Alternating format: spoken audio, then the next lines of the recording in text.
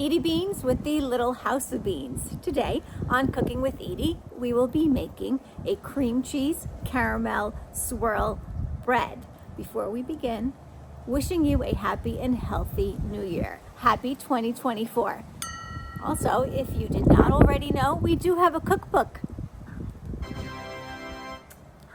The link will be in the description below, along with the recipe and the links to the products you see us using here. Little House of Beans would love if you subscribe, hit the notification bell, click that like button, Little House of Beans, and we do have a Facebook group, Omnia Stovetop Oven Fans. I am ready to make this delicious cream cheese caramel swirl bread.